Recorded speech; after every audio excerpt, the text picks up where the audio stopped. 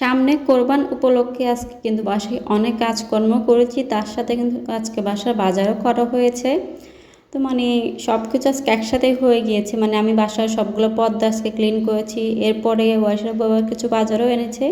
এখানে দেখেন এই ছোটো ছোটো যে কিউট তেলাপিয়া মাছগুলো অনেক বেশি ভালো লাগে। এগুলো কিন্তু আস্তে আস্তে ভাজি করলে খুব ভালো লাগে। তার সাথে একটা লেয়ার মুরগি এনেছে। আর ওদিকে আমি পেঁয়াজগুলো ভিজিয়ে রেখেছি। আসলে আমার অন্যদিকেও অনেক কাজ ছিল।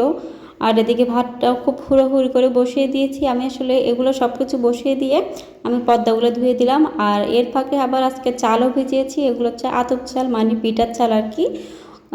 চালগুলো ভাঙা হবে, চূড়ানো হবে, চালে গুঁড়ি করা হবে। এখন চালটাকে আমি ভিজিয়ে রেখেছি। এখন চালটা খুব ভালোভাবে ধুয়ে ক্লিন করে পয়সার বুকে পাঠিয়ে দিলাম বাজারে। ও চালগুলো ঝুড়ে আনবে, এরপর চালগুলো শুকা দিব, গুঁড়িগুলো শুকা দিব। তো বাদ বাকি সব কাজ শেষ করে এবার কিচেনে আসলাম। আজকে কিচেন আসতে আসতে আমার 11:30 বেজে গেছে, অনেক লেট হয়ে গিয়েছে। এসে আমি মাছগুলোকে রেখে দিলাম, শুধু প্যাটটা প্যাট থেকে ময়লাটা ফেলে মাছটা রেখে দিয়েছি, আর কিছুই করিনি। আর এখন এখানে মাংসটাকে খুব ভালোভাবে পুড়ে এখন মাংসটাকে কেটে করে নিলাম।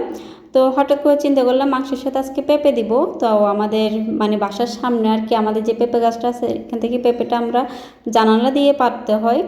এতটাই ভালো লাগে যে জানালা দিয়েও পেঁপে পাড়া যায়। আসলে এটার যে একটা ফিলিংস কী বলবো। তো এসব আমাকে একটা পেঁপে পেয়ে দিল। এখন পেঁপেটা আমি নিলাম।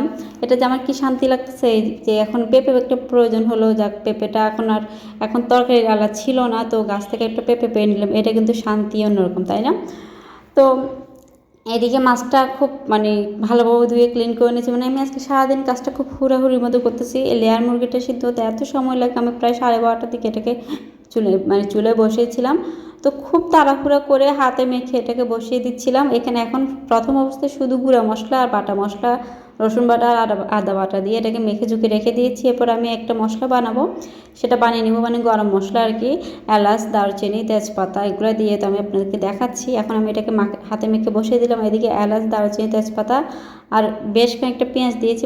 পেঁয়াজ বাটাটাই দিব, আর অনেকগুলো কাঁচামরিচ দিয়ে এটাকে তো ব্লেন্ডার করে নিলাম। আমার ওয়ারিশা সব কিছুতে আমাকে সাহায্য করতে চাইবে। যাই হোক, আলহামদুলিল্লাহ আমার মেয়েটা আজকে আমাকে পেঁপেটা কেটে দিয়েছে। সবাই অনেক অনেক দোয়া করবেন আমার ওয়ারিশার জন্য। আল্লাহ যাতে এই কুৎসিত, অভদ্র, নষ্ট একটা সমাজ থেকে যাতে আল্লাহ আমার সন্তানের সাথে সাথে সব সন্তানদেরকে ভালো রাখতে পারে। তো আমি ওই মাংসটাকে হাতে মেখে ঝুঁকে বসিয়ে দিয়েছিলাম। আর দেখেন কষানোর পরে কি সুন্দর একটা কালার এসেছে, উপরে একদম জালটা ভেসে উঠেছে। আর মুরগির সাথে যে ডিমগুলো দিয়েছিলাম, এই ডিমগুলো আমরা খাই না, এগুলো আমাদের মিনিকে দিয়ে দিয়েছি। মিনি আমাদের প্যাট আর কি, আমাদের বিড়াল, ওকে দিয়ে দিলাম ডিমগুলো তুলে। আর এখন আমি খুব হুড়াহুড়ি করে রান্নাটা করতেছি, আজান দিয়ে ফেলেছে।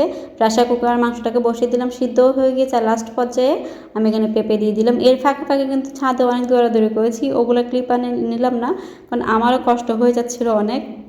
আর বাসাটাও আজকে একদম ঝেড়ে ঝুড়ে ক্লিন করেছি। তো ওভারঅল সব কিছু মিলিয়ে আমার ভিডিওটা একটু পর্যন্ত। আপনাদের কেমন লাগলো জানাবেন। আমার এই ভিডিওটা আমি জানি একটু ছন্নছাড়া হয়েছে, একদম আপনাদের সামনে স্মুথলি হয়তো তুলে ধরতে পারিনি। তারপর আপনারা যারা যারা ধৈর্য ধরে এতক্ষণ আমার এই কথাগুলো শুনেছেন এবং আমার ভিডিওটা দেখেছেন, আমার পাশে থেকেছেন, তাদেরকে অনেক অনেক ধন্যবাদ।